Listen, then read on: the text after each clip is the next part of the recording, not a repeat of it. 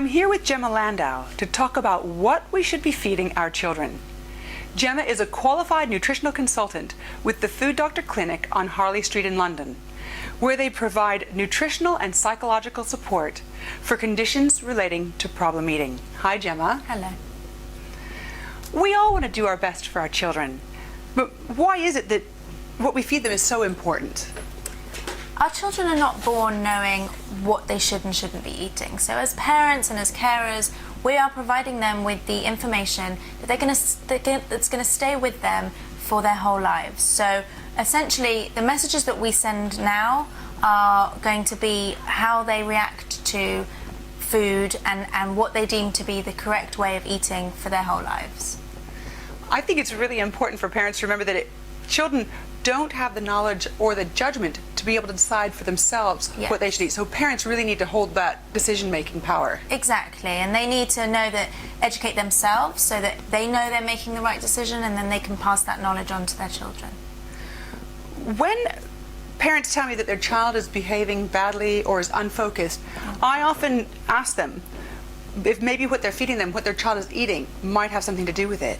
Definitely. I mean, I personally feel it, and you know, my clients often say to me that when they eat certain foods, it makes them feel a certain way. I mean, we all have read and probably experienced firsthand what a hyperactive child is like after having lots of sugar. And so, if we take that as a grounding point, what we're feeding our children is going to directly affect how they're going to behave later on that day or in their lives generally. So, making sure that we give them the correct foundation and we provide them with the correct food will give them the best start to achieving their potential.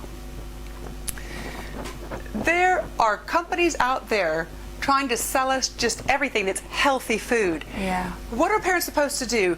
How are parents supposed to know what a healthy diet looks like? Could you tell us what we should be aiming for? So there's so much information on what healthy food is, and usually that relates to snacks, but still that's full of this and not full of that, and you know, there's just a lot of conflicting information. It is extremely confusing. So I think you have to strip it back and take it back to basics and just think, when you look at a plate, make sure that your plate is balanced. So you have some protein, you have some carbohydrate, and there's enough fiber and vegetables on that plate to deem it a balanced meal. So when we think about protein is as a foundation for so many functions in the body. So protein with every meal and snack is essential.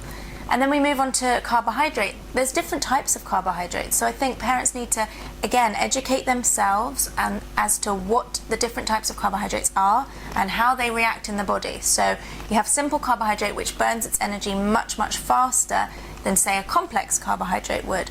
So things like white rice, white bread, white pasta, the energy that you get from that, you use it up very quickly, which might make you feel tired later on. Whereas a complex carbohydrate is like a brown rice, brown pasta, wholemeal bread, sweet potato, that kind of thing. It burns its energy much slower. So what happens is that you have energy for longer, and the children and the body generally feels that it can sustain itself until the next snack or the next meal time. So I think that's really important. So just taking your meals for a second and making sure that you have all three of those components on a plate, that alone is a great starting point. And then moving on from there, you know, healthy fats. It's really important that parents know the difference between beneficial and not so beneficial fats. So things like omega-3, making sure your children are eating oily fish, salmon, fresh tuna, mackerel, sardines. Then you've got your nuts and seeds, so almonds, sunflower seeds, flaxseed, making sure your children are getting that omega-3 in their body and not just avoiding fat generally. I mean, you know, there's lots of information on margarine versus butter, but it's about making sure that the fundamental food intake is coming from a healthy source, and making sure the part that you can control is beneficial for your children. Gemma has created a very simple bullet-pointed list for parents, so we will know what we should be aiming for when we feed our children properly. You'll find that on my website. Gemma, there's also a lot out there of things that we're not supposed to be feeding our children. We're bombarded with it.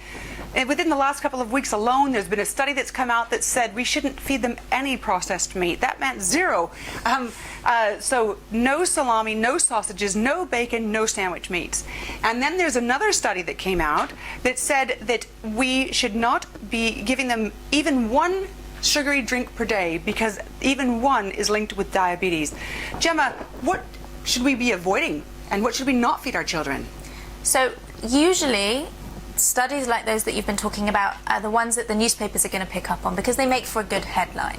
And I think that what we need to do is think about, as parents, as carers, what can we control? And I think usually what we can control is what's going on in the home. And that tends to be about 80% of a child's life is spent in the home.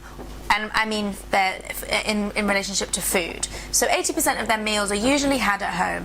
So they're the things that you can control. So therefore, I think it's really important to make sure that when they are eating at home, you're providing them with the food that is healthy and that will sustain them, as we mentioned before, throughout the day. So then the other 20% of the time is when they go to a friend, or when they might be having the option to choose for themselves, maybe in a restaurant or in a sweet shop, or you know, that kind of thing. They're the things you can't really concern yourself with because you just simply can't control what they're doing all the time. But by educating them at home, providing them with sustained meals in the house that are balanced, that contain all the nutrients, as we were talking about before, that are going to provide them with the energy that they require throughout the day. That's probably the best that you can do. And then know that if they do pick other things when they're outside of the home, that's the 20% of the time that life takes over. Do you know, I'm a big fan of Gemma's 80-20 rule. I think that what we as parents really have to end up doing is making sure that everything we serve at home is healthy and nutritious, because we know when they're outside the home, that's when they're going to be eating the biscuits, and they're going to be having birthday cake, and they're going to be having ice creams and all the rest. And that way, if we know what we're serving at home is good for them, we can let that other 20% go and just not even worry about it. Exactly, exactly. Now, preparing fresh food takes a lot of time and money, and that is something that we parents are chronically short of. So, Gemma, what can you say that might make it easier for parents to feed their children properly? I have a few tips on this one, I think. First of all, the freezer is your best friend. So, frozen veg, frozen berries, frozen fruit generally, you know, it keeps for longer, it costs less, it's much easier to make something out of, like smoothies and things like that. So, use the freezer. Also, when you're making a meal, make extra and freeze it. So on a day when you just know that you're going to be rushed that evening, you've had after-school activities and you've been working all day, you can defrost something in the morning. When you come back in the afternoon, it's just ready to be warmed up and everybody's happy. You know what went into it. It's a home-cooked meal. It avoids the takeaways. It avoids the snacking because, you know, mum's cooking and nothing's ready and you're pushed for time. It cuts all of that out. So definitely use the freezer. Then I also think it's really important to make the most of time when you have it.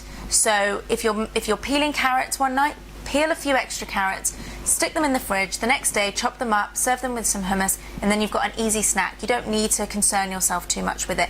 You've used the opportunity of when you had the time the night before. So that, again, really crucial point, I think, in terms of just using time effectively.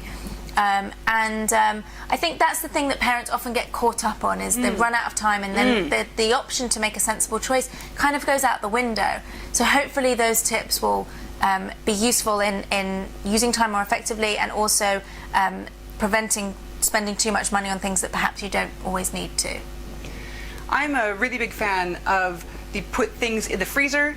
I do that with bread all the time, butter, so we don't run out. The kids get really annoyed. And also, I keep a lot of frozen fruit in there so they can make smoothies when they want to. Exactly. Thank you so much, Gemma.